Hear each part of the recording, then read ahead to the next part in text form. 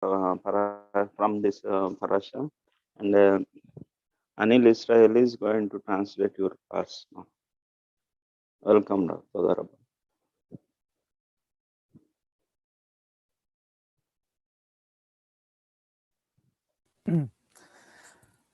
Okay, shalom, shalom. Shalom, Dr. Yaakov Garo. Shalom, Israel Garo. Shalom, Shalom. shalom. Everyone, Shavua Tov. Weekly Bereshith class. And indeed, Torah portion of Vayera, which actually was the the weekly Torah portion of this last Shabbat. We just read the whole Torah portion. It's, by the way, it's long Torah portion. It definitely filled with a lot of content and things that are exciting to examine and to learn. So we are about to continue from the last point we stopped. I think it was on the second verse. Usually the first verses are having a lot of heavy weight for each Torah portion. So I think that's where we stopped. So I think Israel Garo can summarize, and we can dive right in. అందరికీ షలాం అండి. రవి గారు అందరికీ షవ్వాతో తెలుపుతున్నారు. అలాగే ఈ వారం weekly త్వర పరాశ class కి అందరికి ఆహ్వానం పలుకుతున్నారు. అయితే ఈ వారం మనం పోయిన వారం వరకు నేర్చుకున్న విషయాలను ఒకసారి గమనిస్తే కనుక మనం ప్రస్తుతం వయార త్వర పరాశ భాగాన్ని నేర్చుకుంటున్నాం, చర్చించుకుంటున్నాం. దీనిలో ఈ పరాశ భాగం యాక్చువల్ గా పోయిన మనం ఏదైతే షబ్బాత్ పరాశ భాగం అయిందో ఇది ఒకటే. అయితే అందరూ ఈ పరాశ భాగాన్ని చదువు ఉంటారు. అయితే దీనిలో చాలా చాలా ముఖ్యమైన విషయాలు లేదా చాలా ఇంట్రెస్టింగ్ విషయాలు ఈ త్వర పరాశ భాగంలో ఉన్నాయి, అందరు చదివి ఉంటారు. అయితే మనం ఈ పరాశ భాగంలో, ఈ వయర పరాశ భాగంలో 18వ అధ్యాయం మొదటి వచనం గురించి చాలా విషయాలు చర్చించడం జరిగింది. అయితే 2వ వచనం నుంచి మనం ముందుకు వెళ్దాం. సో అందరు సిద్ధంగా ఉన్నారని భావిస్తున్నాను. లోకశారం, please continue.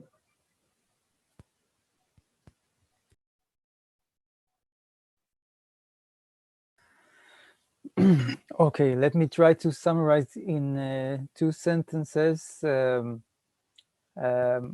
What was the unresolved mystery that we discussed on previous class?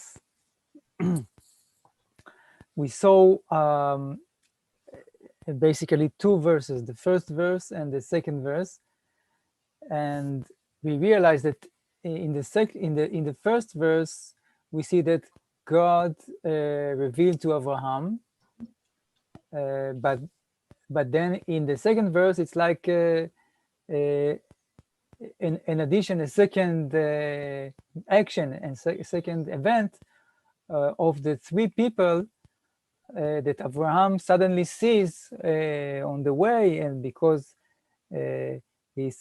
his hospitality is so great, he just ran and grabbed them to come and visit his tent.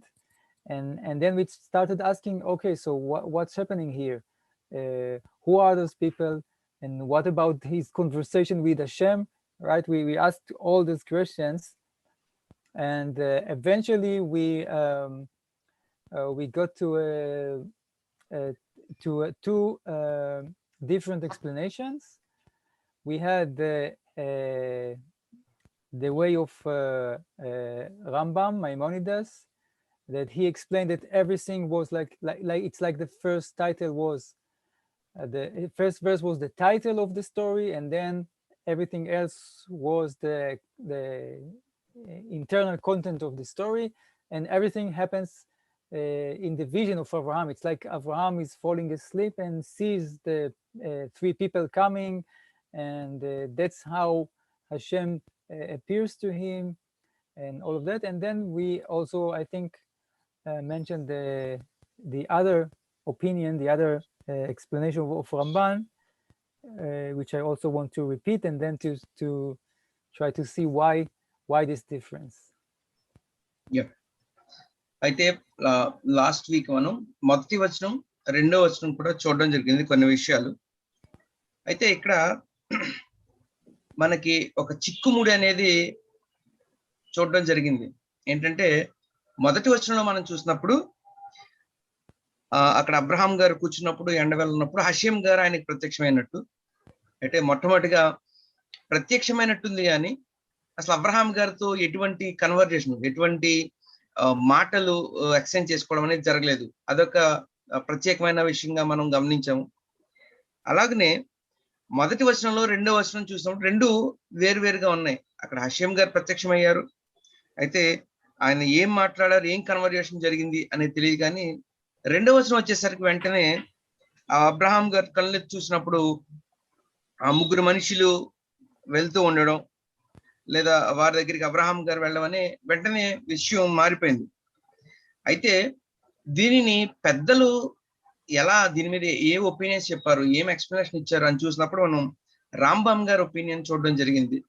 దాంట్లో actual గా ఇక్కడ ఏదైతే situation జరుగుతుందో, ఇక్కడ ఏదైతే ఆ విషయం జరుగుతుందో దాని అంతటికి కూడా టైటిల్ గా, లేదా దాని యొక్క ఉపోద్ఘాతంగా, లేదా టైటిల్ గా ఫస్ట్ వచనం చెప్పడం జరిగింది. అంటే హషేం గారు ప్రత్యక్షం అయ్యారంటే ఏ విధంగా ప్రత్యక్షం అయ్యారు అనేది, లేదా ఏం జరుగుతుంది అనేది కిందంతా ఎక్స్ప్లెయిన్ చేసినట్టుగా మనకి రాంబామ్ గారు ఎక్స్ప్లెనేషన్ చెప్పడం జరిగింది. రబ్బి గారు అంటే ఆ పైది టైటిల్ అయితే మనం జరిగే ఆ పరిస్థితి అంతటికి ముగ్గురు మనుషులు రావడం, లేదా ఈ జరిగే పరిస్థితి అంతా కూడా అబ్రహాం గారు దర్శనంలో జరుగుతుంది, లేదా ఆయన ఒక దర్శనం చూస్తున్నారు, దాంట్లో ముగ్గురు వ్యక్తులు రావడం, లేదా హషేం గారు ఆ విధంగా ప్రత్యక్షం అయ్యారు అనే ఒక దర్శనాన్ని చూస్తున్నట్టుగా రాంబామ్ గారు ఎక్స్ప్లెయిన్ చేశారు.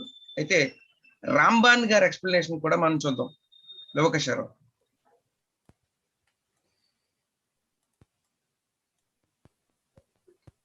Yes, okay. Now let's see and remind ourselves the contradicting explanation of Ramban, the Maimonides, and his view is that it was indeed a true three people, physical people coming to the tent of Abraham, and he says they were three angels, okay,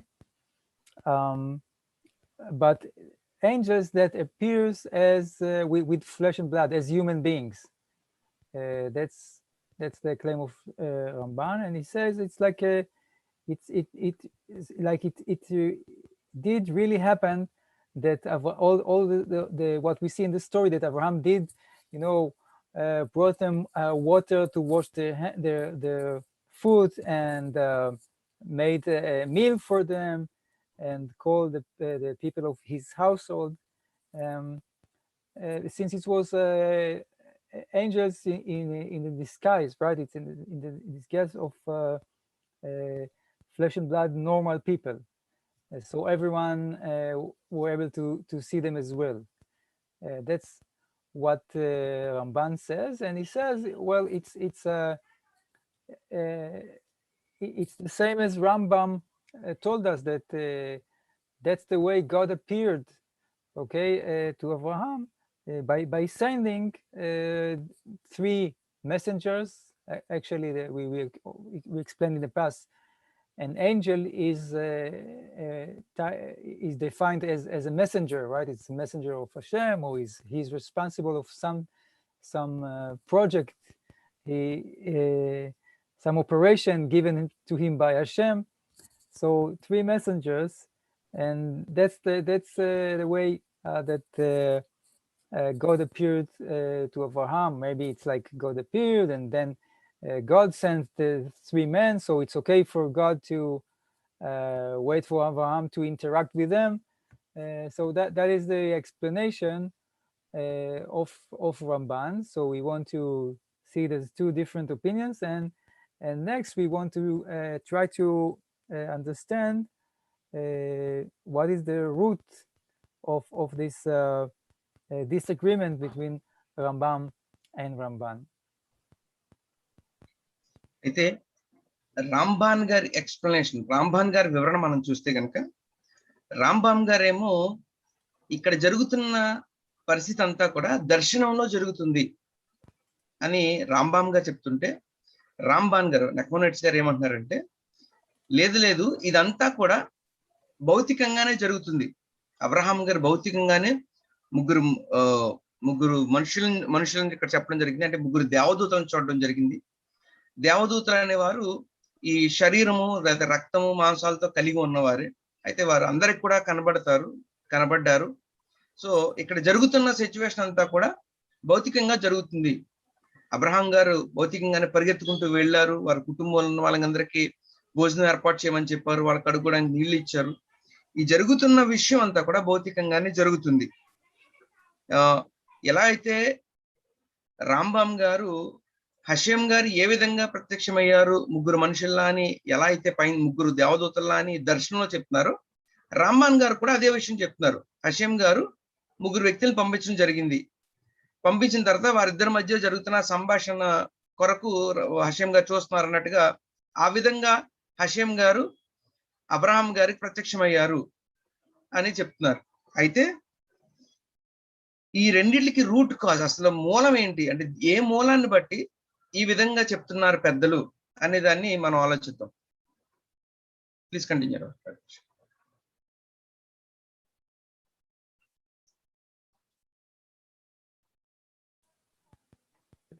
Okay. Right. So I want to bring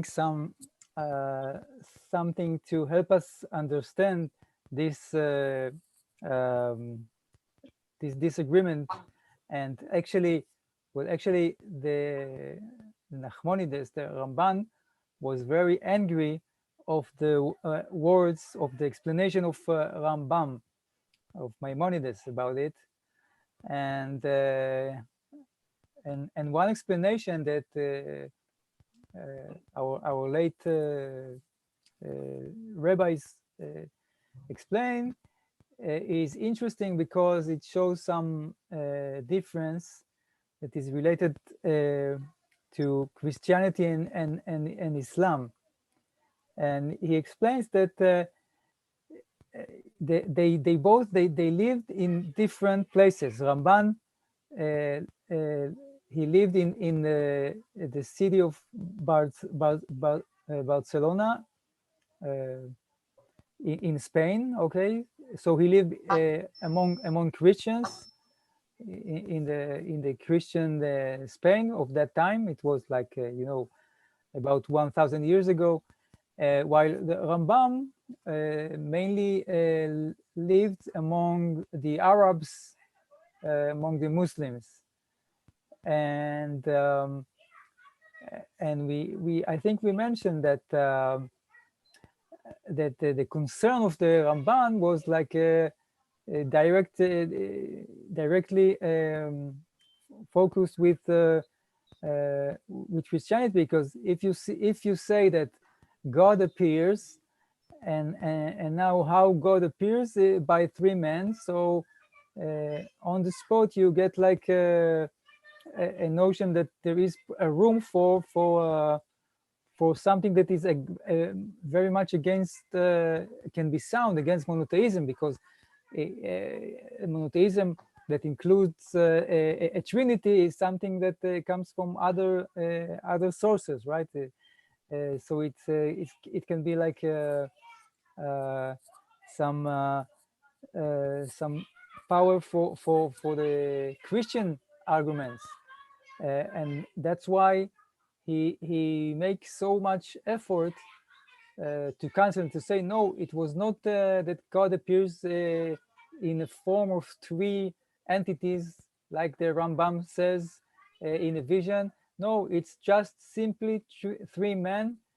They happen to be angels. We can ask what's the process of angels becoming flesh and blood. That's a separate question, but that's what Rambam is telling us, because so it will be clear that God is God and He's one, and there's no doubt for the oneness of God. And He simply sent three angels, messengers to Abraham. That's the side of the Ramban explanation. Okay. అయితే పెద్దలు ఏం చెప్పారంటే రాంబాన్ గారు తర్వాత వచ్చిన పెద్దలు ఏం చెప్పారంటే, ఎందుకు రాంబాన్ గారు ఇలా చెప్తున్నారు, లేకపోతే ఎందుకు రాంబాన్ గారి ఒపీనియన్ మీద చాలా విరుద్ధంగా రాంబాన్ గారు చెప్తున్నారు అంటే, దానికి ఒక కారణం ఏం చెప్పారంటే, రాంబాన్ గారు ఉన్న ప్రదేశంలో ఉన్న పరిస్థితులు దృష్ట్యా వారు చెప్పడం జరిగింది, లేదా వారి ఒపీనియన్ ఆ విధంగా చెప్పడం జరిగింది. అది ఎలా అంటే, మనం రాంబాన్ గారిని తీసుకుంటే కనుక, రాంబాన్ గారు ఉన్న ప్రదేశం లేదా జీవించిన ప్రదేశం ఏంటంటే బార్సిలోనా, స్పెయిన్ పట్టణం. ఆ స్పెయిన్ పట్టణం అంతా కూడా క్రైస్తవులతో నిండి ఉన్న ప్రదేశం, లేదా క్రైస్తవత్వంతో ఉన్న ప్రదేశంలో ఉన్నవారు రాంబాన్ గారు. అదే రాంబామ్ గారు ఆయన పెరిగింది అరబ్ గారి గురించి, అరబ్ ప్రదేశంలో, అంటే ముస్లిమ్స్ ఉండే ప్రదేశంలో ఆయన ఉండడం జరిగింది. కాబట్టి రాంబాన్ గారి యొక్క పాయింట్ ఏంటంటే, ఇక్కడ హషేం గారు ఒక దర్శనంలో, అంటే 3 ఎంటిటీలు అంటాం. ఎంటిటీ అంటే ఒక అస్తిత్వం కలిగి, అంటే ఒక లేదో సింపుల్ గా ఆత్మలాగా మన తెలుగులో అనుకుంటే కనుక, అంటే ముగ్గురు లాగా ఒక దర్శనంలో ఒక అబ్రహాం గారికి ప్రత్యక్షమయ్యారు అన్నప్పుడు, మనకందరికీ తెలుసు క్రైస్తవత్వంలో ఉన్న ఒక విశ్వాసం ఉంది. అంటే దేవుని మూడు భాగాలుగా వారు చెప్తూ ఉంటారు. సో ఎప్పుడైతే మనం ఈ విషయాన్ని, ఈ ఒపీనియన్ చెప్పడం మూలంగా వారు ఏదైతే నమ్ముతున్నారో ఆ విశ్వాసానికి మరింతగా వారు ముందుకు వెళ్ళిపోయే అవకాశం ఉంది. ఆ యొక్క ముసుగులో ఇంకా ముందుకు వెళ్ళే అవకాశం ఉంది. ఎందుకంటే కాబట్టి వారు ముగ్గురు కూడా ఈ రక్త మాంసాలతో కలిగి ఉన్నవారే. వారు ముగ్గురు హషేం పంపించిన దేవదూతలే. అయితే దేవదూతలైన వారు రక్త మాంసాలు కలిగి ఎలా ఉంటారు అనేది వేరే ఒక టాపిక్. అయితే ఇక్కడ మనందరికీ తెలుసు, లేదా వారికి కూడా తెలుసు, దేవుడు ఒక్కడే, హషేం ఒక్కరే. ఆయనకి రెండో వాళ్ళు మూడో వాళ్ళు ఎవరు లేరని తెలుసు, మనందరికీ తెలుసు. అయితే ఇక్కడ జరిగిన విషయం ఏంటంటే, సింపుల్ గా హషేం గారు అబ్రహాం గారికి ప్రత్యక్షమయ్యారు.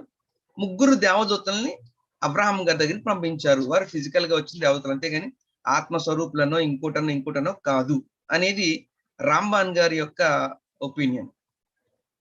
Please continue.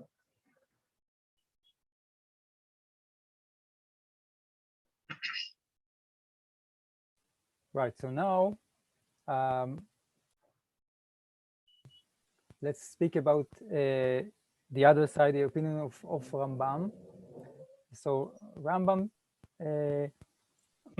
is appeared to be worried about something else, and we know he was living among the Arabs, among the Muslims, right? And when he was there, so basically the Muslims, they had a different belief. They either they were like a kind of pagans who believed in deities, or all kind of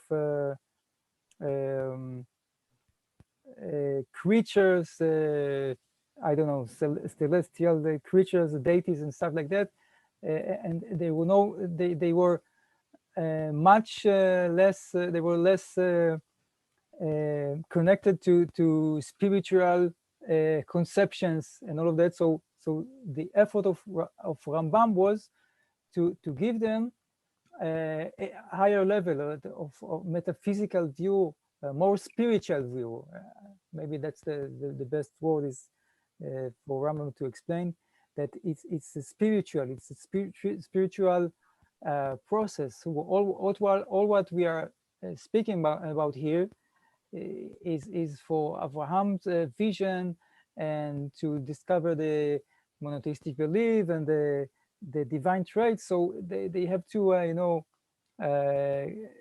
get over and overcome all the pagan beliefs of deities and demons that exist in reality. So that's why Ramban was more concerned about showing this way of understanding, and not the way of Ramban, which is too risky for that, because you say, okay, there are three men, but these three men are not men, they are angels. So people can think, okay, they are angels as men, maybe they are also deities and demons, they also as men, as animals. So Rambam idea was to save people from these pagan views. అయితే ఇప్పుడు రాంబామ్ గారి యొక్క opinion ఏంటో చూద్దాం. రాంబామ్ గారు ఇదంతా దర్శనంలో జరుగుతుందని ఎందుకు చెప్పారు అనేది రాంబామ్ గారు దేని బేస్ మీద చెప్పారంటే, యాక్చువల్ గా ఆయన నివసించిన ప్రదేశం ముస్లింలు ఉండే ప్రదేశం. అయితే మనం ఇందాక అనుకున్నట్టు క్రైస్తవ మత విశ్వాసంలా కాకుండా ముస్లిం విశ్వాసానికి వచ్చేసరికి వారు దెయ్యాలను లేకపోతే ఈ పాగన్ ప్రాక్టీసెస్ లో వారు ఎక్కువగా నిమగ్నమై ఉంటారు. కాబట్టి అంటే వేరే విగ్రహారాధన అనేది లేకపోయినా దేవుడు ఒక్కడే చెప్తా, అంటే వేరే ఆత్మలను లేకపోతే దెయ్యాలను వేరే విషయాల్లో వారు ఎక్కువగా ఇన్వాల్వ్ అవుతారు. కాబట్టి ఇప్పుడు ఒకవేళ ఈ వచ్చిన ముగ్గురు కూడా ఫిజికల్ గా వచ్చిన మనుషులు అని చెప్తే, వారు వెంటనే వారికి మనుషులు కూడా దేవదూతల్లా ఉండొచ్చు, లేకపోతే దెయ్యాల్లాగా ఉండొచ్చు, అంటే వారికి ప్రత్యేకమైన శక్తులు ఉన్నాయి, ఇవి ఉన్నాయని వారు అనుకునే అవకాశం ఉంటుంది. కాబట్టి వారు వారి నమ్మకంలో ఎలాగూ దేవుడు ఒక్కడేని వారు ఎలాగూ నమ్ముతారు. కాబట్టి ఇంకొంచెం ఆత్మీయంగా ఇంకొంచెం పైకి తీసుకెళ్ళాలని చేత ఇంకా కొంచెం డెవలప్ చేయడం కోసం, లేదా వారికి ఉపయోగపడే విధానంలో రాంబామ్ గారు ఏం చెప్పారంటే, ఇదంతా ఒక ఆత్మీయ స్థితిలో ఒక స్పిరిచువల్ స్టేజ్ లో జరుగుతున్న విషయం, ఇది ఫిజికల్ గా అవుతున్న విషయం కాదు అని రాంబామ్ గారు చెప్పడం జరిగింది. కన్క్లూజన్ ఏంటంటే, వారు ఉన్న పరిస్థితుల్లో అక్కడ ఉన్న పరిస్థితుల్లో మనుషులను బట్టి వారికి ఎక్స్ప్లెయిన్ చేయడం జరిగింది. Please continue.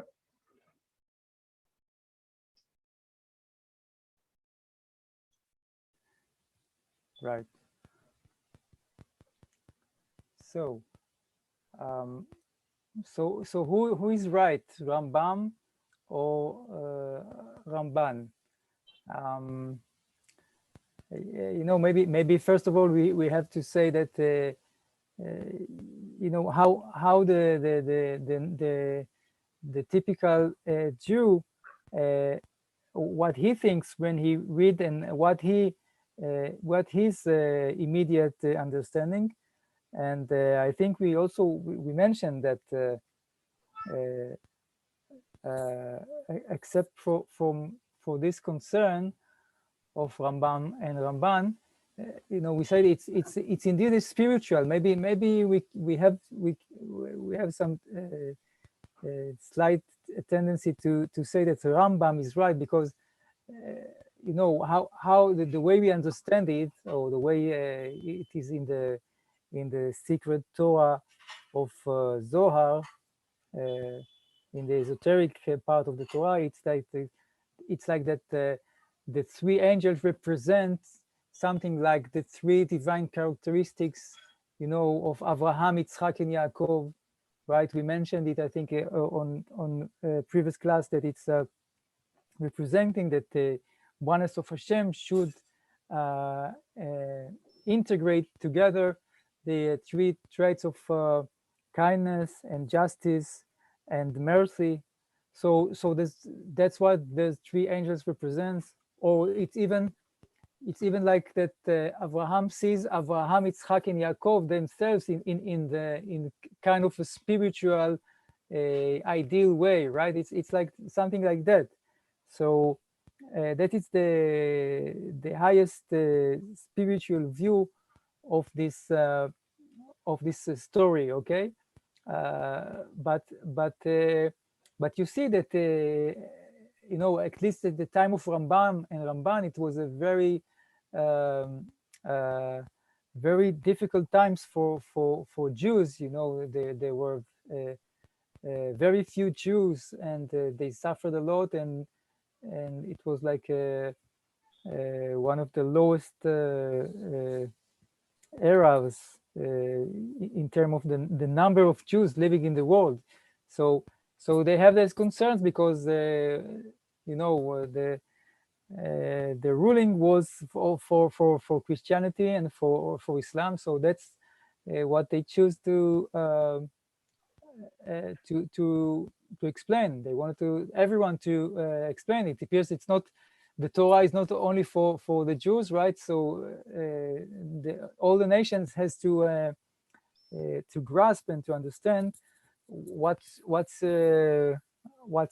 we are speaking about. So maybe that is one way to see, interesting way to see the differences between Rambam and Ramban. And we can move on with the story and to see how it develops and how each one of them can explain the continuation of the story. అయితే ఇప్పుడు ఇద్దరు పెద్దల యొక్క యూదే పెద్దల యొక్క opinions చూసాం మనం, రాంబామ్ గారిది, రాంబాన్ గారిది. అయితే ఇద్దరిలో ఎవరు చెప్పిన ఒపీనియన్ కరెక్ట్, అయితే ఎవరు సరైన విధానంలో దాన్ని ఎక్స్ప్లెయిన్ చేస్తున్నారు అని మనం ఆలోచిస్తే కనుక, ఇప్పుడు ఈ ఏది సరైనది కాదని బేరీజ్ వేసుకోవడానికి యాక్చువల్గా జరిగిన విషయం ఏంటంటే, ఆ సందర్భంలో ఈ పెద్దలు ఎవరైతే ఉన్నారో రాంబామ్ గారు, రాంబాన్ గారు ఉన్న పరిస్థితుల్లో అప్పట్లో ఈ యూదా ప్రజలు చాలా తక్కువ మంది ఉన్నారు. అయితే అప్పటికి వేరే అన్య మతాల యొక్క, అది క్రైస్తవత్వం కావచ్చు, ఇస్లాం కావచ్చు, వారి యొక్క ప్రభావం చాలా ప్రపంచం మీద ఉన్నప్పుడు వారిని సరైన విధానంలో తీసుకెళ్ళడానికి, లేదా వారి యొక్క ఉద్దేశాల నుంచి దూరం పెట్టడానికి ఈ ఇద్దరు రబ్బీలు కూడా ప్రయత్నించడం జరిగింది. అయితే ఈ విషయాన్ని చాలా జాగ్రత్త గుర్తుపెట్టుకోండి. అంటే ఆ పరిస్థితుల నుంచి ఆ యూదుల్ని కాపాడడానికి, లేదా ఆ యొక్క సరైన మార్గంలో వారు తీసుకెళ్ళడానికి వారు ఒపీనియన్స్ చెప్పడం జరిగింది. అయితే పెద్దలు ఏం చెప్తారంటే, అంటే మనకి జోహార్ ద సీక్రెట్స్ ఆఫ్ తోరా పుస్తకంలో ఉన్న విషయాలను బట్టి, లేదా మనకి రబ్బీ గారు ముందు క్లాసులో కూడా మనకి ఎక్స్ప్లెయిన్ చేశారు, చాలా వరకు రాంబామ్ గారి యొక్క ఒపీనియన్ తో ప్రతి ఒక్కరు ఏకీభవిస్తారు. ఆ వచ్చిన ముగ్గురు, లేతే ఆ ముగ్గురు దేవదూతలు ఎవరంటే, అబ్రహాం గారు, ఇత్సాకు, యాకోబు గారి యొక్క పెద్దల యొక్క పితరుల యొక్క ట్రైట్స్, గుణ లక్షణాలు ఏవైతే ఉన్నాయో ఆ మూడు గుణ లక్షణాలను సూచించే వారిగా ఆ దేవదూతలు చెప్తారు. అది మనకి మూడు తెలుసు: కైండ్నెస్, అలాగే జస్టిస్, మెర్సీ, అంటే దయ, న్యాయం, కరుణ అనే ఈ మూడు గుణ లక్షణాలు, ప్రత్యేకమైన గుణ లక్షణాలు ఏవైతే ఉన్నాయో అబ్రహాం గారిలో, ఇత్సాక్ గారిలో, యాకోబు గారిలో, ఈ మూడు లక్షణాల యొక్క కలయిక ఏదైతే ఉందో అది, అంటే నీతి న్యాయాలు కలిసిన ఒక ప్రత్యేకమైన గుణం ఏదైతే హాషిం గారితో ఉందో, ఈ మూడు లక్షణాలు కలిసిన ఆ యొక్క స్థితిలో అబ్రహాం గారికి ప్రత్యక్షమైనట్టుగా రాంబామ్ గారు ఇదంతా ఒక ఆత్మీయ విధానంలో జరుగుతున్నట్టుగా చెప్తున్నారు. కాబట్టి దానికి చాలా వరకు పెద్దలందరూ కూడా ఒప్పుకుంటూ ఉంటారు. అయితే మనం ముందుకు వెళ్దాం. అసలు ఈ ముగ్గురు ఎవరు, ఏమి ఆ విషయాల్ని ఎక్స్ప్లెయిన్ చేస్తున్నారు, ఏం జరిగింది అనే విషయాన్ని మనం ముందుకు వెళ్ళి పరిశీలిద్దాం. Please continue.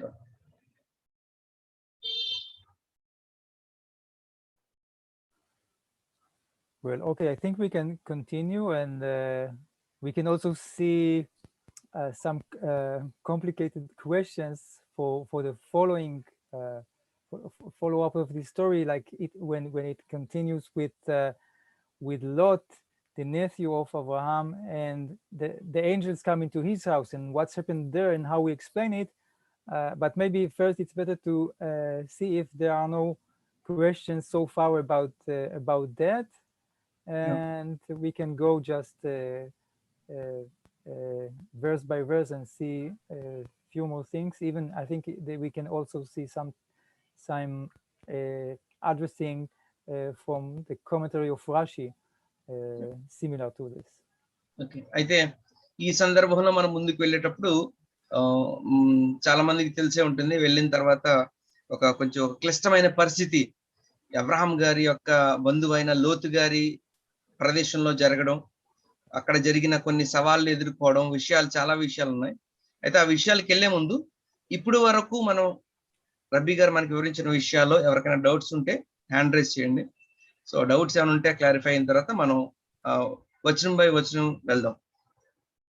అసలు ఏం జరిగింది, వారు ఏం చేస్తున్నారు అనే విషయం గురించి ఎవరైనా క్వశ్చన్స్ ఉంటే దయచేసి హ్యాండ్ రైజ్ చేయొచ్చు.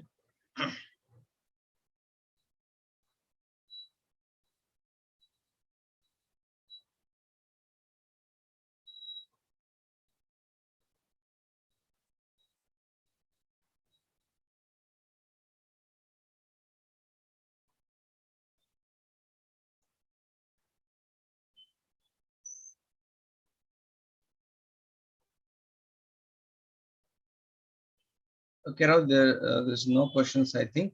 Okay, one hand was raised. Shamil garu.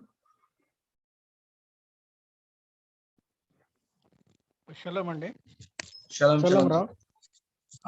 ఇందాక చెప్పినటువంటి రాంబామ్ గారు వివరించినటువంటి ముగ్గురు ఆత్మలు అంటే జాలి, దయా, కరుణ, వీరు ఆత్మలు పితరుల ఆత్మలు అని చెప్పారు. ఆ పితరులు ఎవరు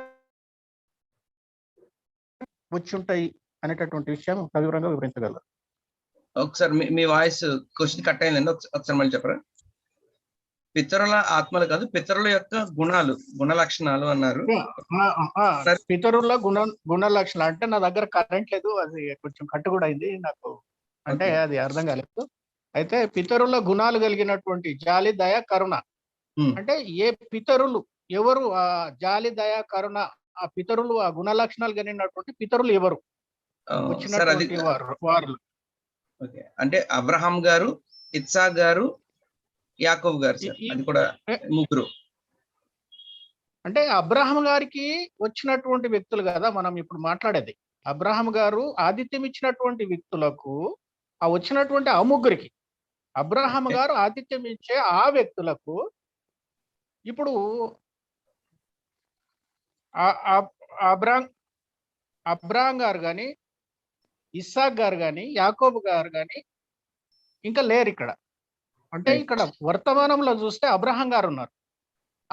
అబ్రహాం గారు, ఇస్సాక్ గారు, యాకోబు గారి యొక్క ఆత్మలు అని అన్నట్టయితే అది సరిపోవడం లేదు. అబ్రహాం గారి యొక్క పితరుల యొక్క ఆత్మలు అంటే ఎవరు అనేటటువంటిది నా డౌట్. ఎందుకంటే భౌతికంగా ఉన్నది అబ్రహాం గారు. అబ్రహాం గారి పీరియడ్ లో జరుగుతుంది ఈ విషయం. ఇస్సాక్ గారు, యాకోబు గారు లేరు కదా వాళ్ళ ఆత్మలు రావడానికి. కరెక్ట్. ఈ విషయాన్ని వివరించగలరు తోదరప. Right. Okay Rao, there is a question from brother Shmuel garu. He is asking that as you explained, these are the three peculiar traits of three forefathers, that is Abraham Avinu, Yitzhak Avinu, and Yaakov Avinu. So right now in the situation, only Abraham is there. Yitzhak and Yaakov are not yet born. So if we think that the three angels or the three souls were the souls of forefathers, as he is explaining, was the souls of forefathers, they are not yet born and Abraham is physically present. So how to understand that? If you say that there is those angels were the traits, character traits of these three forefathers, how to understand that? Because one is present right now at the present, Abraham is there already, and other two persons were not yet born. Yes, of course. All right. Well, I'm afraid I cannot answer this question because I'm not in the level of the prophets, so I have no guarantee that my answer is good. Unfortunately, it's that's the magic of prophecy, you know, when you have a vision, when you have a prophecy.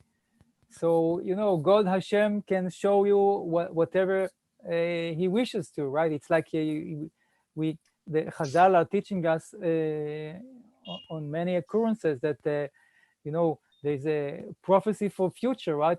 All the prophets of the Bible, they are prophesying of the future redemption, right? That the people of Israel will return to Jerusalem and build the holy temple, rebuild the holy temple, right? And all the nations will come to Jerusalem. So they saw it in a vision. They saw a future vision. It's for God, it's not problem to do that. You know how practically it is seen to Abraham. So maybe it was, you know, very, very spiritual and, you know, limited in, you know, maybe he didn't see. He just felt, felt the soul of Yitzchak. He felt the soul of Yaakov. It's not something that we can only imagine. I mean, in a limited way, how it was practically done. But that's the idea. That's the spiritual way of things, right? It's spiritual, so you can see everything in the spiritual level, and it's fine from that point of view. Ismail గారు, రబీ గారు ఒక మాట చెప్తున్నారు. Actual గా రబీ గారు చెప్పే answer మిమ్మల్ని satisfy చేస్తుందో తెలియదు, కానీ దాన్ని పూర్తి తరహాలో వివరించడం అనేది రబీ గారు కూడా కుదరదు అంటున్నారు. ఎందుకంటే రబీ గారు ఏమన్నారంటే, నేను ప్రవక్త స్థానంలో లేను, లేదా ఆ ప్రవచనాన్ని చెప్పగలిగేంత పై స్థాయిలో హయ్యర్ లెవెల్లో నేను లేను. కాబట్టి మేబీ నా ఆన్సర్ మిమ్మల్ని సాటిస్ఫై చేయొచ్చు, చేయలేకపోవచ్చు. అయితే ఒక ఒపీనియన్ ఏం చెప్తున్నారంటే, ఈ విషయం అనేది ఆత్మీయ విధానంలో లేదా దర్శనంలో జరుగుతుంది. కాబట్టి అది కూడా అప్పటికి అబ్రహాం గారు చాలా హై లెవెల్లో ఉన్నారు. కాబట్టి అక్కడ జరుగుతున్న విషయం ఎక్స్ప్లెయిన్ చేయడం, ఇది ఇలా జరిగింది అనేది కొంచెం చాలా కష్టతరమైన విషయం, ఒక ప్రవచనాన్ని ఎక్స్ప్లెయిన్ చేయడం అనేది. రెండోది, హషేం గారు ప్రవచనాన్ని ఇచ్చేటప్పుడు హషేం గారు ఏ విధంగా ఏదైనా చేయగలరు. ఆయన అది మనం చాలా వరకు చాలా ప్రవచనాలు చూస్తాం. ఫ్యూచర్ లో జరగబోయే ఆ రిడెంప్షన్ ఏదైతే విడుదల ఉందో, లేదా ఫ్యూచర్ లో జరగబోయే ఆ దేవాలయం విషయం గురించి కూడా పితరులు ముందుగానే చూడడం జరిగింది దర్శనంలో. సో ఇలా ఫ్యూచర్ లో జరగబోయే విషయాలను కూడా చూడగలిగే ఆ పరిస్థితిలో అబ్రహాం గారు ఉన్నారు, లేదా హషేం గారు ఇక్కడ చూపిస్తున్నారు. ఇంకొకటి ఏంటంటే, చూస్తున్నారా అంటే, రబీ గారు ఒక మాట ఏమన్నారంటే, ఈ జస్ట్ ఫెల్ట్, అంటే రాబోయే ఇత్సాక్ గారి యొక్క ఆత్మని, రాబోయే యాకోబు గారి యొక్క ఆత్మని అబ్రహాం గారు ఆ సమయంలో ఫీల్ అయ్యారట. ఒక ఒపీనియన్ లో ఫీల్ అవ్వడం జరిగింది, వారి ఇరువురి ఆత్మల్ని కూడా. సో సింపుల్ గా ప్రస్తుతం ఉన్న మన లిమిటెడ్ పరిస్థితిలో అక్కడ జరుగుతున్న స్పిరిచువల్ ఉన్న విషయాలు, ప్రతి విషయాల్ని నిగూఢంగా మనం తెలుసుకోవడం అనేది కొంచెం కష్టతరమైన విషయం. అయితే ఒక దర్శనంలో హషేం గారు చెప్పేటప్పుడు ఫ్యూచర్ లో జరగబోయే విషయాలను కూడా చెప్పగలరు అంటే చెప్పగలరు, ఎందుకంటే చాలా విషయాలు ఉన్నాయి. సో ఆ విధంగా మనం దీన్ని అర్థం చేసుకోవడం సరైన విధానం అని రబీ గారు చెప్తున్నారు. మీ ప్రశ్నకి సమాధానం వచ్చింది అనుకున్నాను సార్. ఓకే, మీకు వేరే ఎవరన్నా ప్రశ్నలు ఉంటే దయచేసి హ్యాండ్ రైజ్ చేయొచ్చు. Okay, in between Rao, I had one question. Now, as I explained, Rambam had a different explanation and Ramban has a different explanation. Why they have given that explanation means, okay, the surrounding people had a one kind of faith in their mind. So, if Ramban agrees with Rambam, they may their faith will divert in some other way. Maybe the Christian faith will Christian people will think that, okay, actually the three angels were the three gods, whatever they think. But in reality, all those things were happening in a spiritual way. So what my question is it okay to explain someone that, okay, not to disturb their faith, or else not to divert their faith. Like that means, is it permitted? Is it right? Let me know if I understand what you are asking. You mean, is it right to what, to come up with a specific explanation? Well, I think it depends. I mean, it's not it's not something that is totally out of the context of the verses, of the truth, the true ideas, right? There may be, in the Torah, as we say, there are 70 ways of understanding the Torah. So it's even made this way. It's like a built-in made, because when God gave the Torah to Moshe, it's a concern of God Hashem that there will be several, more than one way to understand, more than one meaning. And it's best, for one soul to understand one specific meaning, and for the other one to understand a different meaning. It's like that's how some of the beauty of the Torah, that it's like a single verse, or even a single word, can consist of several different meanings. And maybe Ramban, they just brought two of the possible understandings, and both are possible understanding. Both are correct.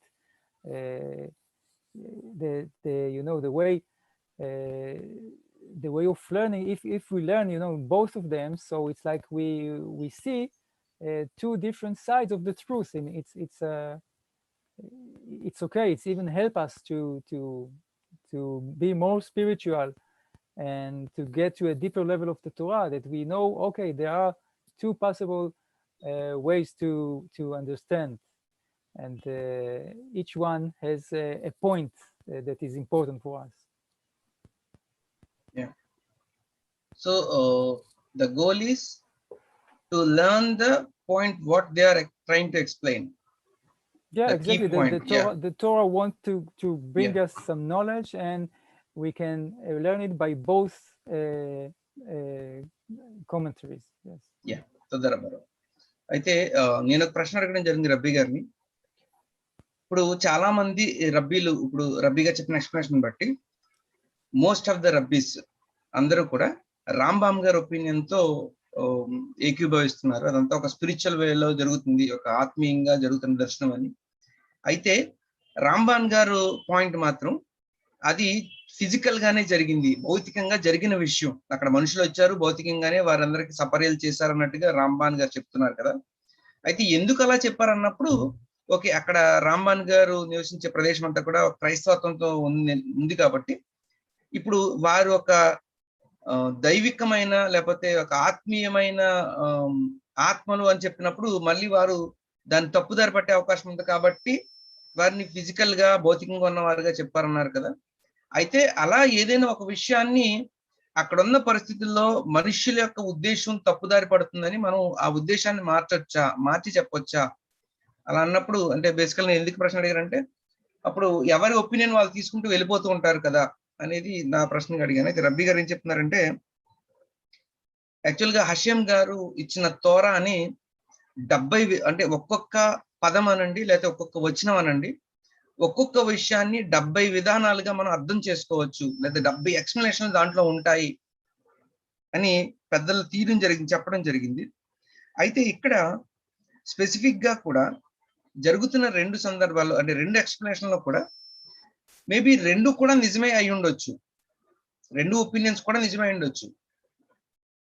అయితే మనం నేర్చుకునే వారంగా మనం concentrate చేయాల్సింది, అక్కడ specific గా హషీం గారు నేర్పుతున్న పాఠం ఏంటి, దాని ద్వారా మనం నేర్చుకోవాల్సిన పాఠం ఏంటి అనే దాని మీద ధ్యాస పెట్టడానికి, లేదా ఆ విషయాన్ని నేర్పించడానికి ఆ పరిస్థితులను బట్టి రబ్బీలు అటువంటి ఎక్స్ప్లెనేషన్ ఇవ్వడం జరిగింది.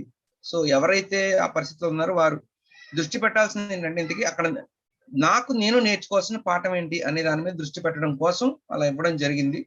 సో మేబీ ఇద్దరు రైట్ అయి ఉండొచ్చు అని కూడా, అలాగని కాకుండా 70 విధానాలు ఉంటే త్వరగా అర్థం చేసుకోవడానికి రబ్బీ గారు చెప్పడం జరిగింది. Okay, I think doctor Yakob had a question. Sir, please continue. Shalom, bro. My question is on what Honorable Rabbi Yuri Sherki explained previously. You explained about his interpretation that Abraham is in different unique level of spirituality or divinity, whatever may be. So my understanding is that, okay, at that unique level, Lord appeared Abraham after his circumcision. When he come to a physical level, and this was exactly happened with 3 angels who came to him, and the practical purpose of doing justice to the Sodom and Gomorrah is going on. In that way, I am understanding. Is it? Can we think like that? Because Abraham is in different level, physical level as well as in spiritual level. So at his spiritual level, God appeared him, and he experienced that. When he attained a physical level, means lower level, at the ground level, the exactly what they discussed in the spiritual level, it happened to physical level when he is waiting at Mamre, and he is waiting for the angels, he is waiting for the guests to honor. Then physically it was explained here. Is that understanding is how can we understand? Is it okay if I understand like that?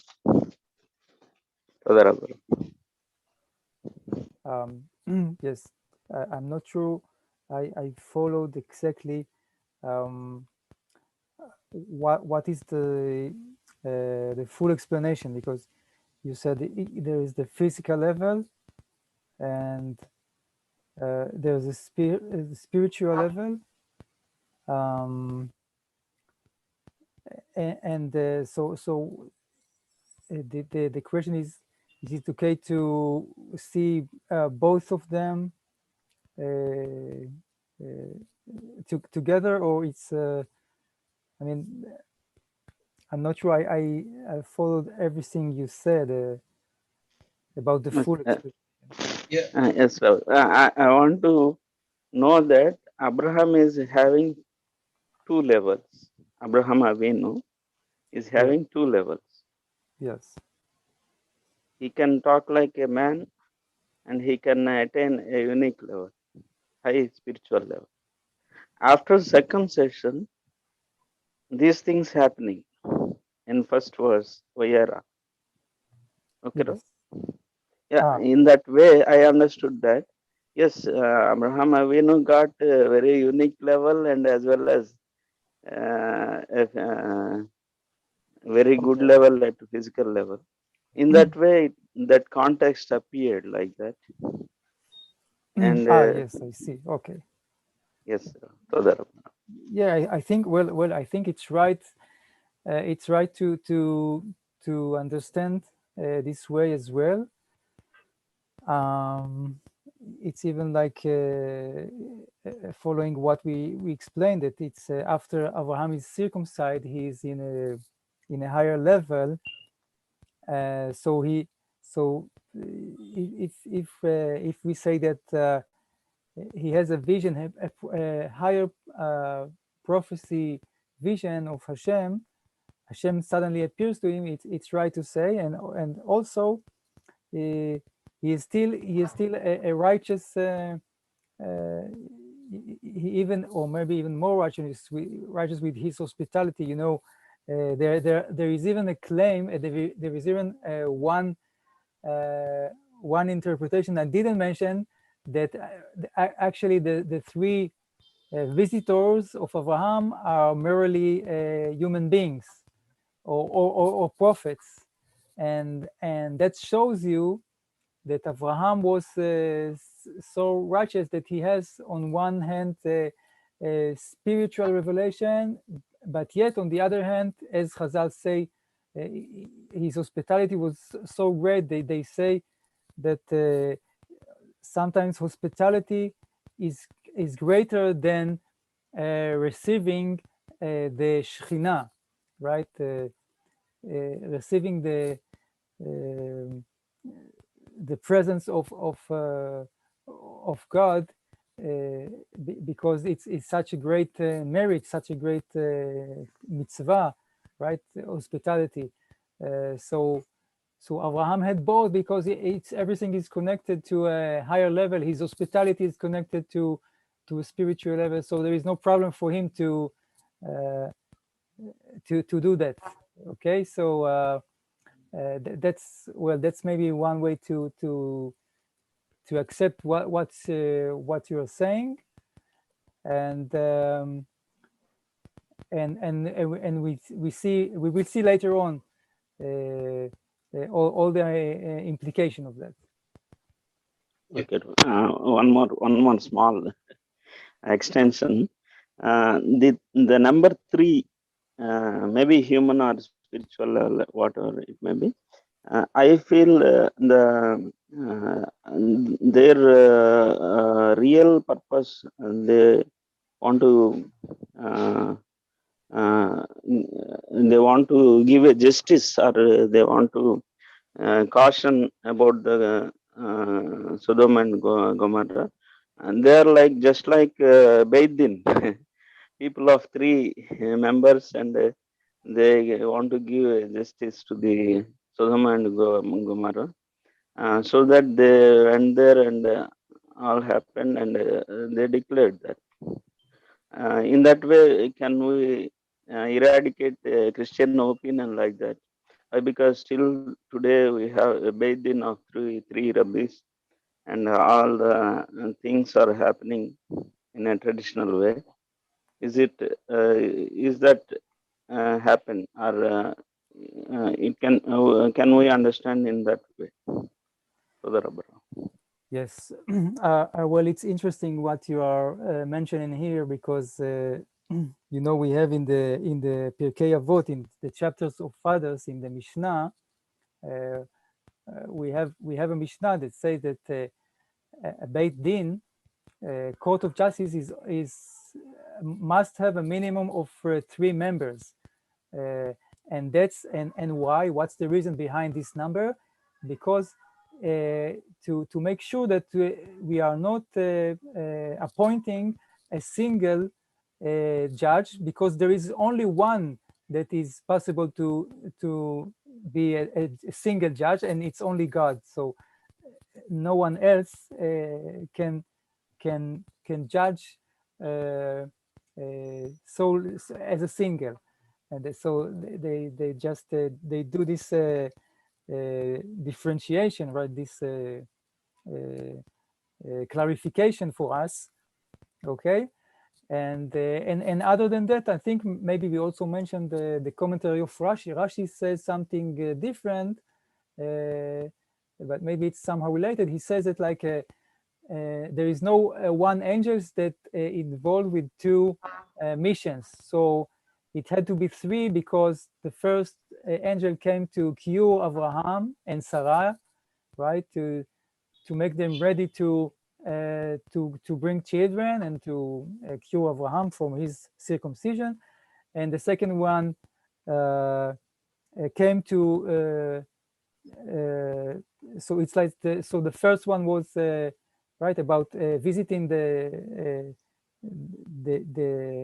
the ill person, and the second one was to give them the prophecy of having a child in the next year, right? And the third one was purpose was to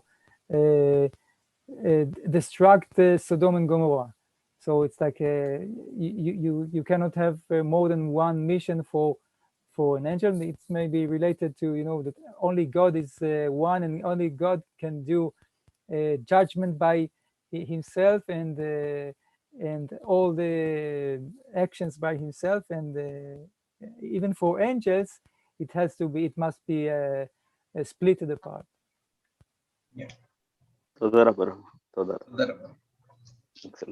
అయితే ఒక excellent discussion జరిగింది. ఇప్పుడు దాంట్లో మన doctor యాకోబి గారు చెప్పిన విషయం ఏంటంటే, సార్ నేను తప్పు చెప్తే కొంచెం కరెక్ట్ చేయండి సార్. అది అబ్రహాం గారు సున్నతి జరిగిన తర్వాత మనకి రబ్బీ గారు ఎక్స్ప్లెయిన్ చేశారు. అబ్రహాం గారు చాలా ఒక గొప్ప స్థాయికి, అంటే చాలా హయ్యర్ లెవెల్లోకి రీచ్ అవ్వడం జరిగింది స్పిరిచువల్ గా. కాబట్టి మొదటి వచనంలో ప్రత్యేకంగా హషేం గారు ప్రత్యక్షమయ్యారు అన్నప్పుడు హషేం గారి యొక్క నామము ఈ నేచర్ కి అబోవ్ లెవెల్లో ఉన్న ఏదైతే నామం ఉందో ఆ యొక్క ప్రత్యక్షతతో హషేం గారు అబ్రహాం గారికి ప్రత్యక్షమయ్యారని చెప్పడం జరిగింది. అంటే దీన్ని బట్టి మనకు అర్థమైంది ఏంటంటే, సున్నతి జరిగిన తర్వాత అబ్రహాం గారు చాలా స్పిరిచువల్ గా, ఆత్మీయంగా చాలా పై లెవెల్లో ఉన్నారు. అయితే అదే సమయంలో మనం నార్మల్ గా ఫిజికల్ గా ఉండే లెవెల్లో చూస్తే కనుక కొంచెం తక్కువ స్థాయిలో ఉంటాం ఆ స్థాయి కన్నా. అయితే ఆ హయ్యర్ లెవెల్లో ఉన్నప్పుడు హషేం గారు ప్రత్యక్షం అవడం జరిగింది. తిరిగి మరలా అబ్రహాం గారు నార్మల్ స్థాయికి వచ్చిన వెంటనే ముగ్గురు ఆ యొక్క బాటసార్లనండి లేదా దేవదూతలనండి ఆ మనుషులు వెళ్ళడం చూడడం జరిగింది. సో వెంటనే మరలా ఆయన వచ్చి వారికి ఆతిథ్యం ఇవ్వడం జరిగింది. సో ఈ విధంగా అక్కడ స్పిరిచువల్ లెవెల్లోని విషయం జరుగుతుంది, అలాగే భౌతికంగా కూడా విషయం జరుగుతుందని మనం అర్థం చేసుకోవచ్చా అని యాకోబు గారు చెప్తే, యాకోబు సార్ చెప్పినప్పుడు రబీ గారు ఏం చెప్తున్నారంటే, ఇక్కడ ఇంకొక ఒపీనియన్ కూడా తీసుకొచ్చారు. ఏంటంటే, వారు ముగ్గురు దేవదూతలు మాత్రమే కాదు, లేదా ఇంకొక ఒపీనియన్ లో వారు ముగ్గురు ప్రవక్తలు రావడం జరిగింది అక్కడ. ఇప్పుడు ఆత్మీయ స్థాయి అలాగే భౌతిక స్థాయి అనే విషయాలు అర్థం చేసుకున్నాం. కాబట్టి ఈ రెండు స్థాయిలు కూడా అబ్రహాం గారికి ఉన్నాయి. ఆయన భౌతికంగా ఆయన ఎవరైనా బాటసార్లని కాదు, ఎవరికైనా ఆతిథ్యం ఇవ్వడంలో ఆయన టాప్ లెవెల్. ఆయన చేసినంతగా ఎవరు చేయలేదు ఆతిథ్యం ఇచ్చేవారిగా. అంటే ఆయన భౌతికంగా కూడా చాలా హయ్యర్ లెవెల్లో ఉన్నారు. అదే సందర్భంలో ఇక్కడ జరుగుతున్న సందర్భం చూస్తే ఆ సున్నతి తర్వాత ఆత్మీయంగా కూడా చాలా స్పిరిచువల్ గా, అంటే ఆత్మీయంగా కూడా చాలా హయ్యర్ లెవెల్లో ఉన్నారు. ఈ రెండు విషయాల్లో కూడా అబ్రహాం గారు హయ్యర్ లెవెల్లో ఉన్నారు. కాబట్టి మనం ఇక్కడ ఉన్న ఒపీనియన్ అనుకోవడానికి ఓకే, అక్కడ స్పిరిచువల్ లెవెల్ హషేం గారితో కనెక్ట్ అయి ఉన్నారు, ఇక్కడ వచ్చిన వారు ఒక ఒపీనియన్ లో ప్రవక్తలు అంటున్నారు కాబట్టి వారికి ఆతిథ్యం ఇవ్వడం కూడా జరిగింది. సో ఈ విధంగా కూడా తీసుకోవచ్చు. రెండిటికి కూడా అబ్రహాం గారు సరైన పరిస్థితిలో ఉన్నారు కాబట్టి. అయితే ఈ ఒక ఒపీనియన్ అయితే సొదొమ గొమొర్రా వెళ్ళారు కదండి ముగ్గురుని. అంటే మామూలుగా మనం ఏదైనా ఒక విషయాన్ని తీర్పు తీర్చడానికి, లేకపోతే యూదయ విధానంలో ఒక జడ్జిమెంట్, ఒక తీర్పు ఇవ్వాలంటే కంపల్సరీ బెయిద్దీన్, అంటే ముగ్గురు రబ్బీలు కలిగిన ఒక న్యాయస్థానం ఉంటుంది కదండి. సో వెళ్ళిన ముగ్గురు ఆ బెయిద్దీన్ గా మనం అర్థం చేసుకోవచ్చా, లేదా ఆ యొక్క సొదొమ గొమొర్రాకి తీర్పు తీర్చడానికి వెళ్ళారని అర్థం చేసుకోవచ్చా అంటే, రబ్బీ గారు రాశి గారి ఎక్స్ప్లెనేషన్ అయితే వేరేలా ఉంది. అయితే ఆ టాపిక్ వచ్చింది కాబట్టి హషేం మాత్రమే ఒక్కరు సింగిల్ గా ఏదైనా ఏ విషయాన్నా న్యాయం చెప్పగలరు. మనుషులు అనేవారు ఉన్నప్పుడు, లేదా రబ్బీలు అనేవారు ఉన్నప్పుడు కనీసం ముగ్గురు ఉండాలనేది త్వర చెప్పిన రూలు. ఎందుకంటే ఎవరు కూడా సింగిల్ గా ఏ విషయాన్ని తీర్పు చెప్పలేరు, ఏ మనిషి కూడా. అది హషేం గారికి ఒక్కరికే సాధ్యం. కాబట్టి ఈ ముగ్గురు న్యాయ నిర్ణేతలు ఉన్న ఆ రబ్బీల న్యాయస్థానం అనేది బెయిద్దీన్ అనేది తీర్పు తీరుస్తుంది. అయితే ఇప్పుడు ఈ ముగ్గురు ఎవరు అనే దానికి రాశి గారు ఏం ఎక్స్ప్లెనేషన్ చెప్తున్నారంటే, మనకి ముందు కూడా ఈ విషయం రబ్బీ గారు చెప్పారు. చాలా మంది దేవదూతలు ఉంటారు హషేం గారి దగ్గర. హషేం గారు ఒక్కొక్క దేవదూతని ఒక్కొక్క పనికి మాత్రం పంపిస్తారు. వారికి ఒకటే పని ఉంటుంది. వారికి ఏ పని అయితే చెప్పారో వారు ఆ పని చేసుకుని తిరిగి మరలా వెనకొస్తుంటారు. ఇప్పుడు ఈ ముగ్గురు దేవదూతలు 3 పనుల మీద హషేం గారు పంపించడం జరిగిందని రాశి గారు ఎక్స్ప్లెయిన్ చేస్తున్నారు. ఏంటా 3 పనులు అంటే, ముగ్గురులో ఒకరు మొట్టమొదటి పని ఏంటంటే, మనం ముందుగా నేర్చుకున్నట్టు ఎవరైతే రోగగ్రస్తులుగా ఉంటారో వారిని పరామర్శించడం అనేది చాలా గొప్ప ఆజ్ఞగా మనం తెలుసుకున్నాం. సో ఆ ఆజ్ఞ అంటే ఇప్పుడు ఆ ఇబ్బందికర పరిస్థితుల్లో అబ్రహాం గారి పరామర్శించడానికి ఒక దేవదూత వెళ్ళడం జరిగింది.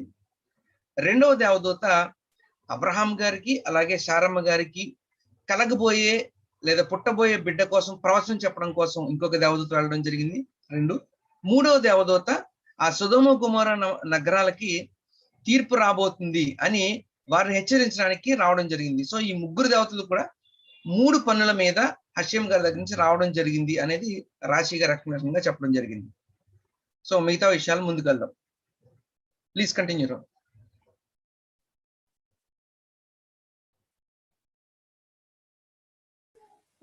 Yes, okay. Well, I thought it happens to be that we have also some referring of Rashi to the other monotheistic belief, to Christianity and Islam. So I wanted to show just another example for you to see how important it was for the Torah commentators to address there's different views in the world. So for that, I want to skip verse number 3 and to read and see something about verse number 4. Right, so just to read verse number 3, what happens there is that Abraham is saying, well, it's the question if he speak to the one of the angels or if he speak to Hashem. Maybe we can get to that later, right? Because it is written, and he said, "My Lord, if only I have found favor in your eyes, please do not pass on from besides your servant."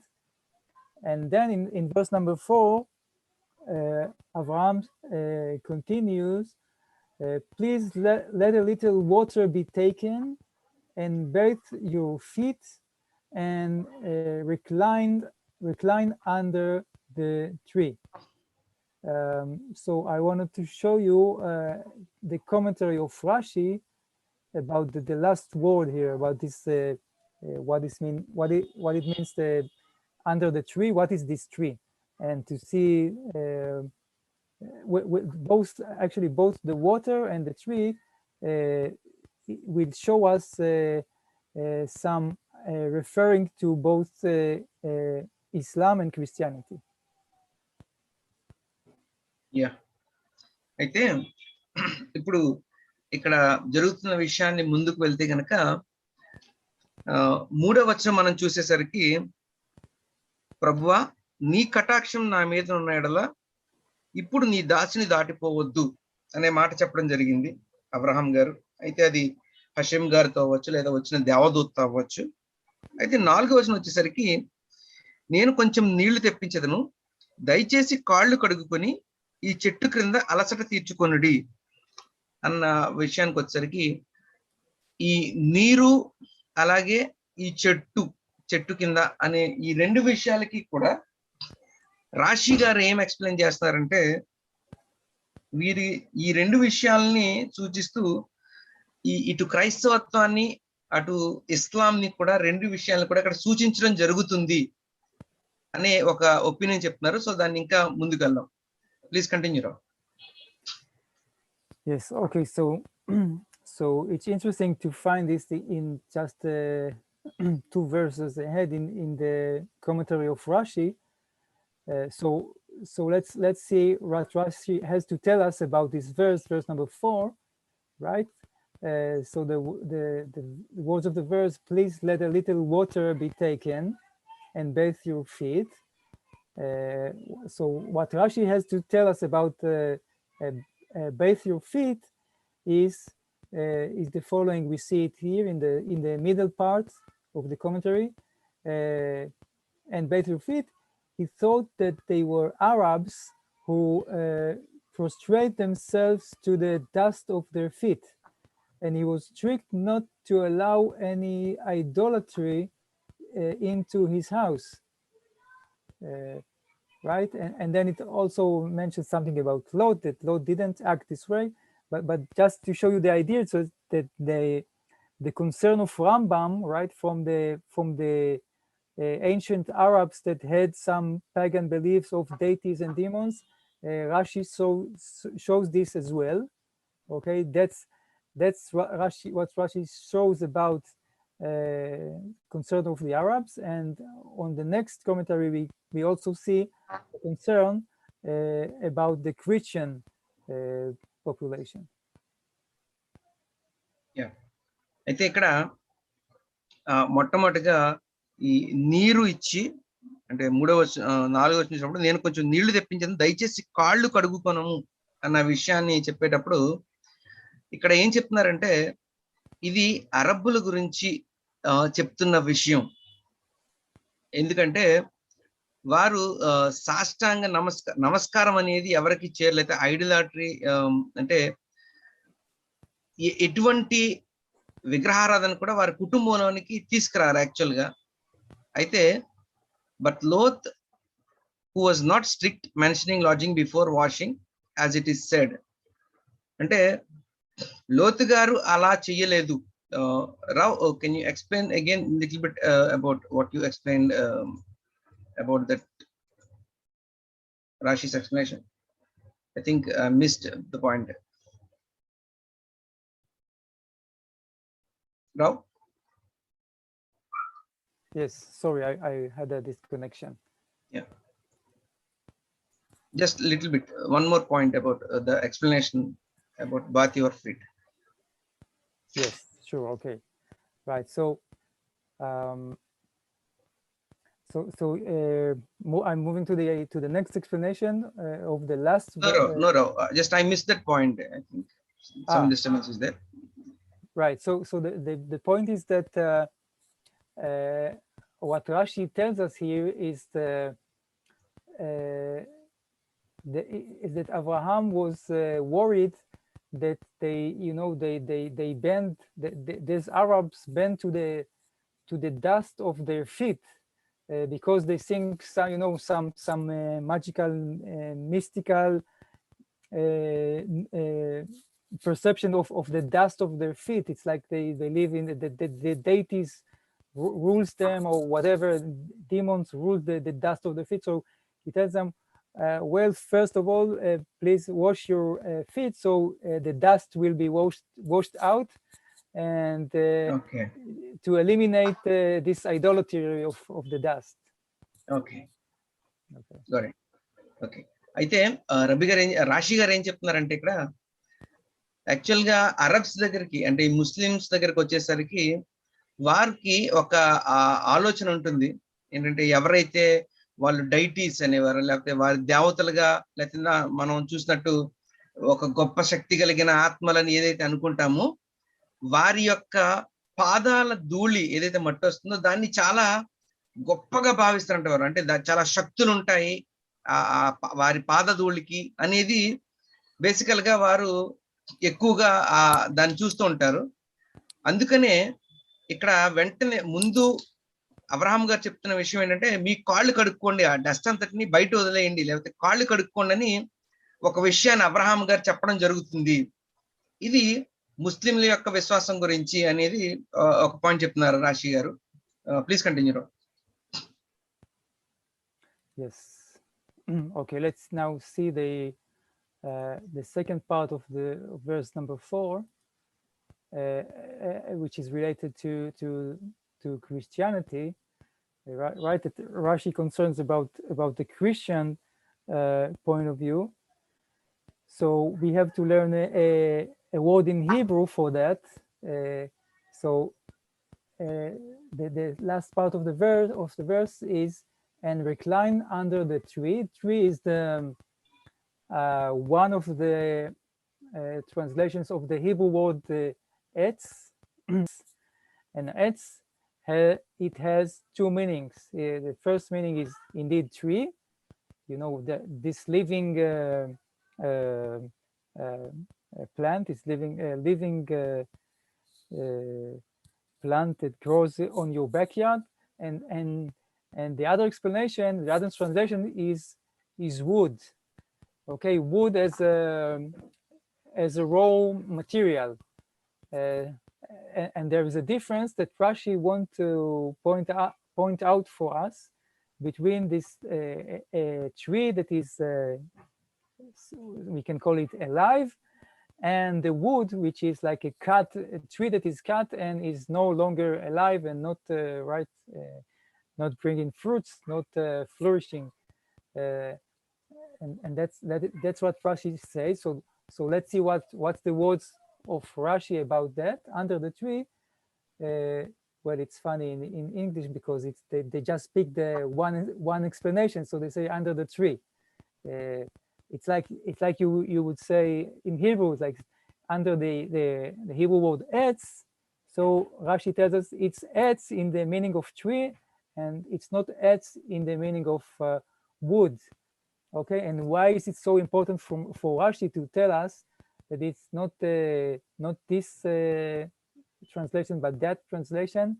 The reason is because we have here, what the background here is that we have three entities, right? Three divine entities, and we have a concern for associating it with some kind of Trinity, and we know that there is also revelation of God involved here. So if you add to that translations of wood, so it will be, you know, another weapon to give weapon to your to the Christian conception, right? Okay, there is a Trinity and there is a wood, so it fits a Christian conception. So Rashi comes to tell us, no, it's not wood. He didn't tell them to, you know, to recline under the wood. No, it's under the tree as a living tree. You know, tree. It also, you know, it makes a simple sense that, well, it's tree with leaves that make shadows. It protects you against the sun. It makes a little bit of sense. And Rashi tells us more than that. He tells us Judaism, unlike Christianity, is about living, about right, living Torah, not something that is cut and is dead. It's not a dead wood, right? Because in Christianity, it's wood, which is a raw dead material, while tree is alive. He is growing. He is like progressing. And he said, and Rashi, you know, in a deeper level, tells us the difference between Judaism and Christianity. It's like where we read later, you know, that Yitzchak Avinu, Yitzchak, our forefather, the son of Abraham, he was not slaughtered in the story of the binding, because and it's unlike what happened with the wooden tree and Jesus, right? Because there it's like in order to get atonement for humanity, so it has to be a life should be given up, right? He has to die, and in the case of Yitzchak, it shows us that the true way of Judaism shows us that there is no reason to die, to give away one's life in order to be saved, to get to salvation, right? To get to redemption. Yitzchak was not slaughtered eventually.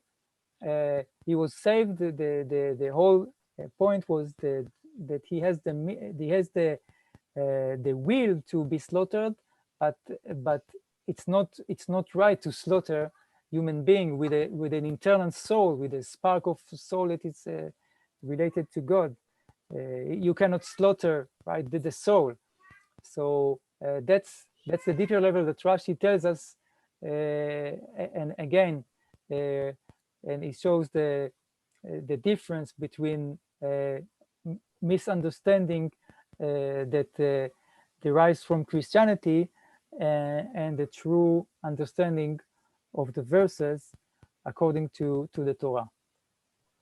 సుందరపరం అయితే ముందుగా ఈ పాద ధూళి గురించి ఇస్లాం గురించి ఎలా అయితే చెప్పారో, అంటే ఇస్లాం ఏ విధంగా దాన్ని పాదధూళి చాలా పవిత్రమైందని, వారి పెద్దలు పాదధూళిని ఏ విధంగా పవిత్రంగా భావిస్తారో, సో అబ్రహాం గారు వచ్చిండే కాళ్ళు కడుక్కోమని చెప్పడం ఉద్దేశం ఏంటంటే దాన్ని తీసి పక్కన పెట్టండి ఆ ఉద్దేశాల్ని అని ఎలా అయితే చెప్పారో, రెండవది ఇక్కడ మనం చూసినప్పుడు ఈ చెట్టు క్రింద ఈ నీడకు రమ్మని చెప్పినప్పుడు, అంటే ఈ చెట్టు క్రింద అలసట తీర్చుకోనండి అని చెప్పినప్పుడు ఆ విషయాన్ని బట్టి రాశి గారు ఏం చెప్తున్నారంటే, మనకి చాలా మంది తెలుసు చెట్టుని ఎగ్స్ అంటారు.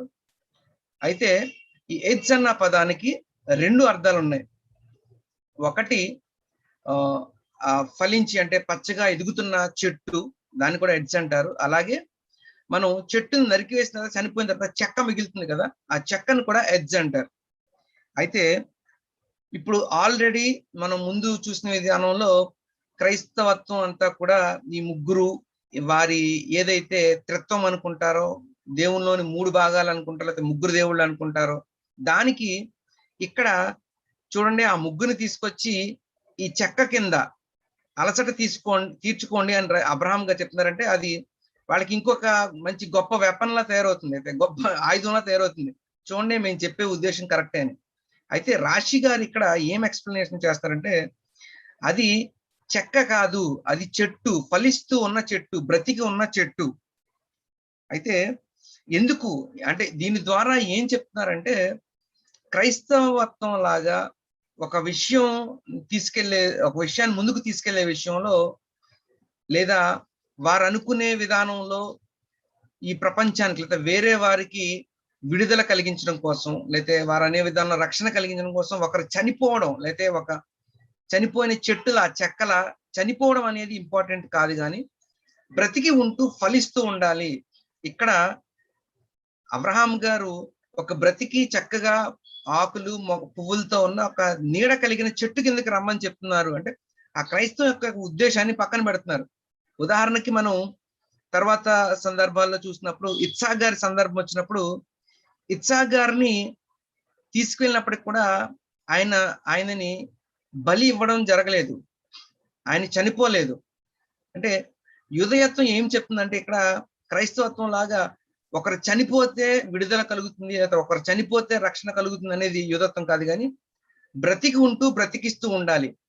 అయితే చంపవలసింది ఏంటి అంటే వారి యొక్క ఉద్దేశం, లేదా వారి యొక్క చెడు ప్రవర్తన ఏదైతుందో దాన్ని అర్పించాలి, లేదా బలి చేయాలి, లేదా దాన్ని చంపాలి తప్ప ఒక మనిషి యొక్క లైఫ్ ని, ఒక మనిషి యొక్క జీవితాన్ని చంపడం ద్వారా, లేదా ఒక మనిషి యొక్క ప్రాణం తీయడం ద్వారా ఎప్పుడు ఈ రక్షణ అనేది, విడుదల అనేది కలగదు అనేది యోధయత్వం యొక్క ఉద్దేశంగా ఇక్కడ చెప్పడం జరుగుతుంది. అలాగే ఇక్కడ ఆ క్రైస్తవులు ఏదైతే తీసుకున్నారో, అంటే ఏ విధానంలో వెళ్తారో దాన్ని కూడా పక్కన పెడుతూ, ఇది చనిపోయిన జీవం లేని ఒక చెక్క గురించి కాదు మాట్లాడేది, చక్కగా ప్రాణం కలిగి ఫలిస్తూ ఉన్న ఒక చెట్టు గురించి ఇక్కడ అబ్రహాం గారు చెప్తున్నారు అని చెప్తుంటే, అక్కడ జరుగుతున్న సిచ్యువేషన్ బట్టి రాశి గారు ఈ యొక్క ముస్లిం ఉద్దేశాలని, విశ్వాసాలని, అదే క్రైస్తవ ఉద్దేశాలను కూడా రెండిటిని పక్కన పెడుతున్నారు.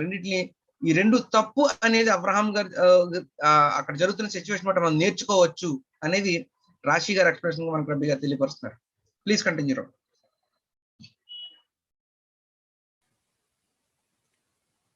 Okay, I think we have just 5 minutes left for the class. Maybe let us see if there are any questions about what we saw so far, and if not, I can try to summarize before conclusion.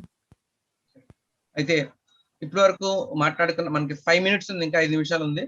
ఇప్పటి వరకు రబ్బీ గారు వివరించిన విషయాలు ఎవరికైనా ప్రశ్నలు ఉంటే దయచేసి అడగొచ్చు, లేదంటే రబ్బీ గారు కన్క్లూడ్ చేస్తారు. ఎవరైనా ప్రశ్నలు ఉన్నట్టు దయచేసి హ్యాండ్ రైజ్ చేయండి.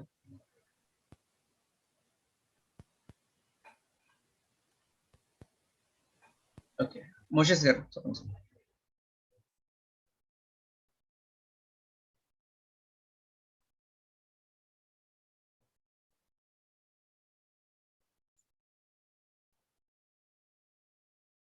మోసెస్ గారు మీరు అన్మ్యూట్ చేసుకోవాలి.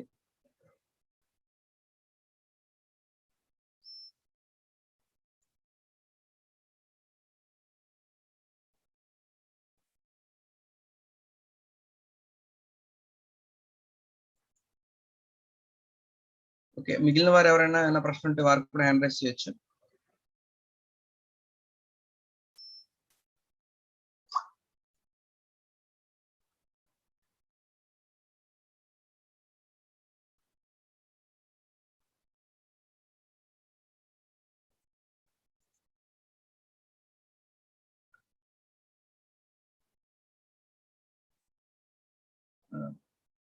Brother Moses had a question, but there's a technical issue, I think.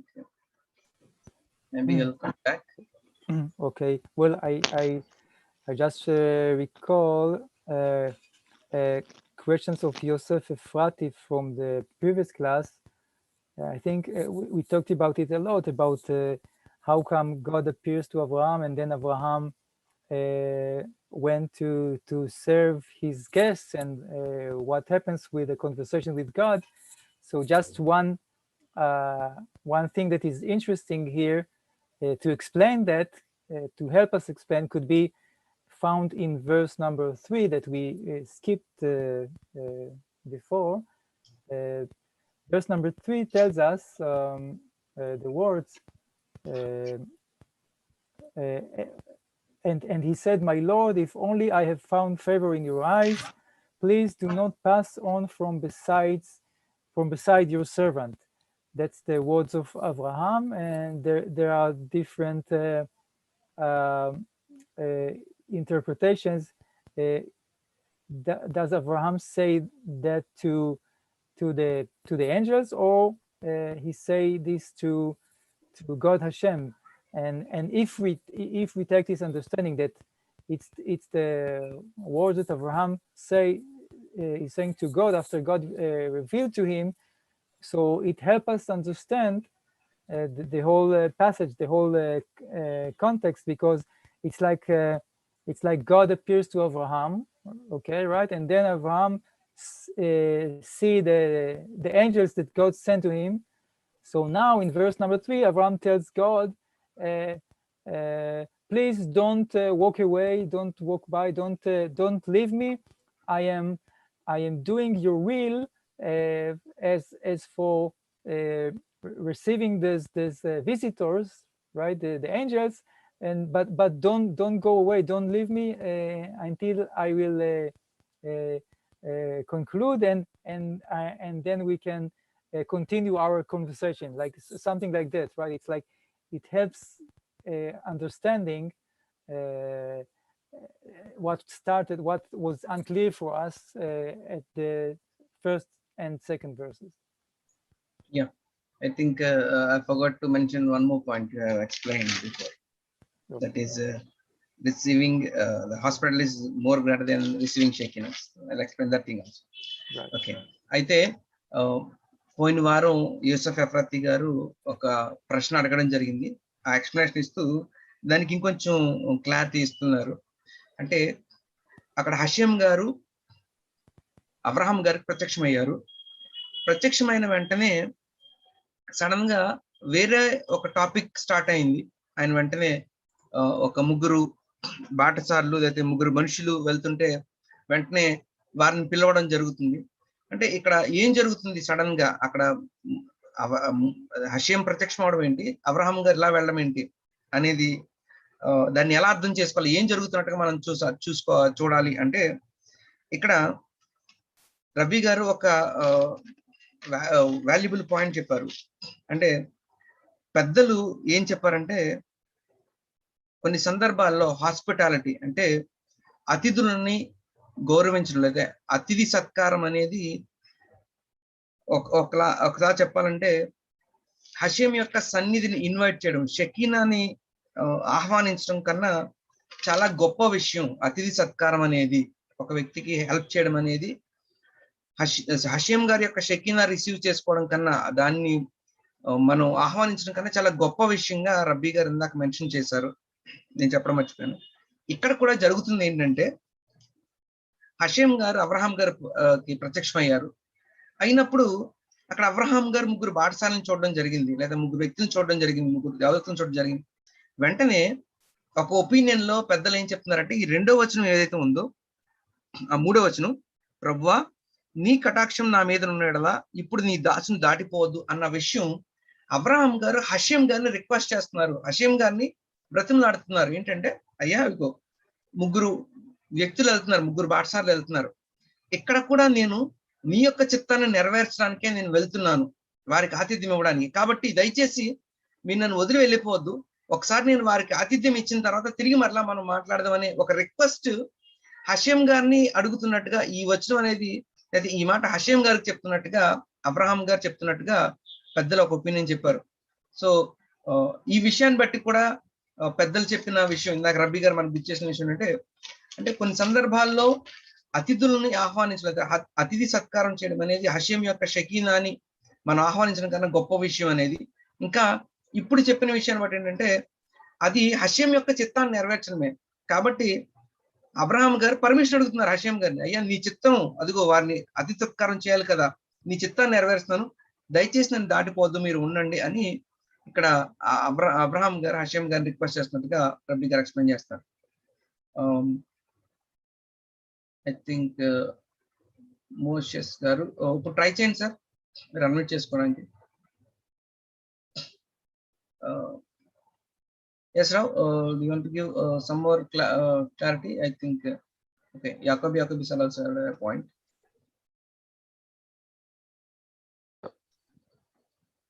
Shalom, Ra.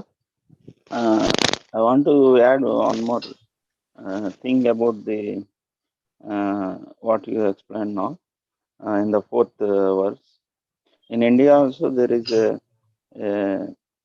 usage or habit of giving water to wash legs, maybe wash hands and legs whenever the guests come from outside. And also there is a tradition or a habit of giving them water as well as giving them what we say, giving them a rest whenever somebody comes from outside. So I want to add this one. This verse is more peculiar and very suitable to connected to Indian tradition as a whole. Just I want to mention that. Yes. Okay. תודה רבה, ד"ר יעקב גאור. And Israel Garu, תודה רבה for translation and for everyone in this class. And I think I just have to wish everyone Shavua Tov, and we'll probably keep more in touch because there is the coming event of Chag HaUmot. And so in the meantime, Shavua Tov to everyone, and see you next week. Wonderful class. అయితే రబ్బీ గారు అందరికీ వందనాలు తెలియజేస్తున్నారు, క్లాస్కి వచ్చిన ప్రతి ఒక్కరికి కూడా. అయితే మోసెస్ గారు మీది అన్మ్యూట్ అవ్వట్లేదు, మీ ప్రశ్నలు ఉంటే దయచేసి మెసేజ్ పెట్టినా పర్లేదు, వాయిస్ మెసేజ్ పెట్టినా పర్లేదు, నెక్స్ట్ వీక్ మనం ప్రయత్నిద్దాం. అయితే ప్రతి ఒక్కరికి కూడా రబ్బీ గారు షవ్వాతో తెలుపుకుంటున్నారు. అయితే బెజ్రాత్ హషేం తిరిగి మరలా మనం త్వరలోనే ఈ హగ్ హౌమోత్ పండుగ సందర్భంగా జరిగే విషయాల్లో మరలా కలవడానికి హషేం గారు అలౌ చేస్తారని రబ్బీ గారు భావిస్తున్నారు. సో అందరికీ, క్లాస్కి వచ్చిన వారందరికీ, ప్రశ్న అడిగిన ప్రతి ఒక్కరికి కూడా వందనాలు తెలియజేస్తున్నారు. యాకోబు సార్ ఏమన్నా విషయాలు ఉంటే తెలిపి close. Okay, toda Rabbi for this week parasha, maybe on the Sunday class about our year parasha, and we are very thankful to Bereshith organization for doing all these things. And we are very near to celebrate our Chag HaUmot festival, and our best greetings from India to have that holiday for humanity. Toda Rabba for explaining. It is more related now. What you gave a message of Torah about receiving the guest is more than a credit to all human beings. So it's very wonderful, and we learn from you very much. Thank you. అలాగే Israel గారికి కూడా వందనాలండి తర్జుమా చేసిన సోదర. Okay, now we can continue.